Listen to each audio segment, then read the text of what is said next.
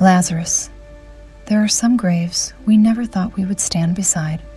A dream, a promise, a relationship, a calling, a version of life we thought God was going to protect. And when it dies, people tell us to move on. But Mary did not move on. Martha did not move on. Bethany did not move on. They sent word to Jesus. Lord, the one you love is sick. Not a stranger, not someone distant, the one you love. And still Jesus waited. That is the part that breaks us. Because it is one thing to suffer when you feel forgotten. It is another thing to suffer when you know you are loved, and heaven still seems silent.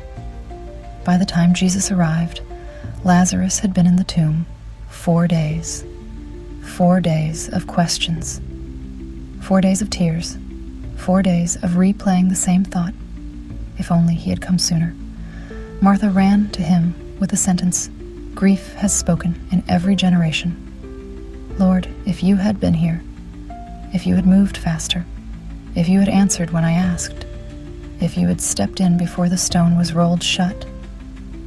But Jesus did not defend the delay. He did not explain the timing. He gave her something greater than an explanation. He gave her himself. I am the resurrection and the life. Not I bring resurrection. Not I understand resurrection. Not I will someday perform resurrection. I am resurrection. Then Mary came. She fell at his feet with the same broken words. Lord, if you had been here. And this time Jesus did not answer with a teaching. He wept. The one who knew Lazarus would live again still cried at the tomb. Do not miss that. Jesus is not embarrassed by your tears. He is not impatient with your grief.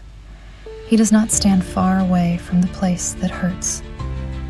He comes close, close enough to feel it, close enough to carry it, close enough to weep with you before he raises what died. Then he looked at the stone, the thing everyone accepted as final, the barrier between the living and the dead, the seal on the story they thought was over. And Jesus said, "Remove the stone." That is where faith gets costly. Because before resurrection, someone had to touch the place of disappointment. Someone had to face the smell of what had been dead too long. Someone had to obey while still grieving. And then Jesus lifted his eyes, not like a man hoping for a miracle, like the Son of God standing in the authority of heaven. Death was present. Grief was present. Doubt was present. But none of them had the final word. Then he cried out with a loud voice, "Lazarus, come forth!" And the grave had to listen. The body that had stopped breathing heard the voice that spoke creation into being. The heart that had gone silent responded to the one who was life itself. The man they had buried began to move, wrapped in grave clothes, marked by what he had been through, still carrying the evidence of the tomb, but alive. Then Jesus said, "Unbind him and let him go," because resurrection is not only being brought back to life, it is being released from what tried to keep you bound. Some of us have come out of the tomb, but we are still wrapped in fear, still wrapped in shame, still wrapped in disappointment, still wrapped in the words people spoke over the season that almost buried us. But Jesus does not call you out just to leave you bound. He calls you out to walk free. So if you are standing beside something that looks dead, listen closely.